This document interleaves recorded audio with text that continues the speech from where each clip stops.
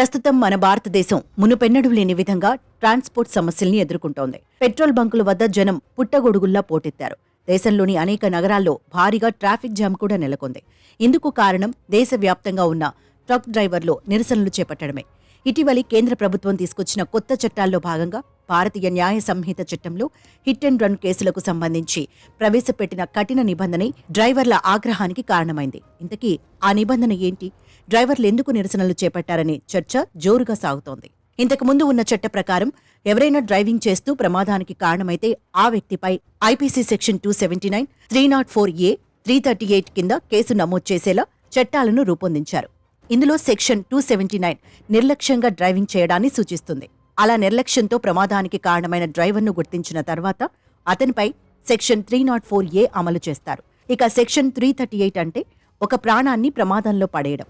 ఈ సెక్షన్ల కింద ప్రమాదానికి కారణమైన వ్యక్తులకు 2 ఏళ్ల జైలు శిక్ష విధించే నిబంధన ఉంటుంది. చాలా సందర్భాలలో డ్రైవర్కు త్వరగా బెయిల్ వచ్చేస్తుంది. అప్పుడు బాధితుడు న్యాయం కోసం కోర్టు చుట్టూ పరుగులు పెట్టాల్సి ఉండేది.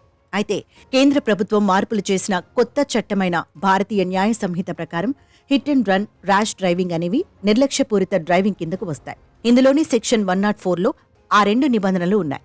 నిర్లక్ష్యంగా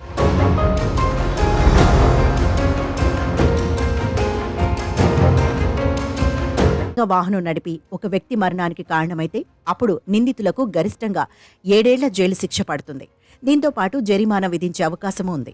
ఒకవేళ రోడ్డు ప్రమాదాలకు కారణమైన డ్రైవర్లు ఘటన గురించి పోలీసులకు లేదా మ్యాజిస్ట్రేట్కు సమాచారం ఇవ్వకుండా పారిపోతే వారికి గరిష్టంగా 10 ఏళ్ల వరకు జైలు శిక్షతో పాటు 7 లక్షల జరిమానా విధించే అవకాశం ఉంది. ఈ నిబంధనలే ప్రస్తుత ఆందోళనలకు కారణమవుతున్నాయి. హిట్ అండ్ రన్ కేసులో గరిష్టంగా 10 ఏళ్ల జైలు శిక్ష, 7 లక్షల జరిమానా ఉండటాన్ని ట్రక్ డ్రైవర్లు, లారీ డ్రైవర్లు, ప్రైవేట్ బస్ డ్రైవర్లు వ్యతిరేకిస్తున్నారు. ఒకవేళ ప్రమాదవశాత్తు యాక్సిడెంట్ జరిగి జైలు శిక్ష పడితే 10 ఏళ్ల పాటు ఆ డ్రైవర్లు తమ కుటుంబాలకు దూరంగా ఉండాల్సి ఉంటుంది.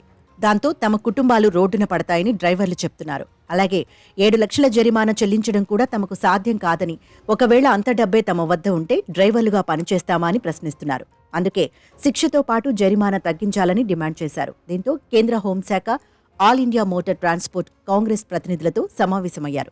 సమస్యలన్నింటినీ కేంద్రం ముందుకు తీసుకెళ్లి వాటిని పరిష్కరించేలా చూస్తామని మాటిచ్చారు. కేంద్రం హోంశాఖ కార్యదర్శి నుంచి హామీ లభించడంతో ట్రక్ డ్రైవర్లు సమ్మె విరమించారు.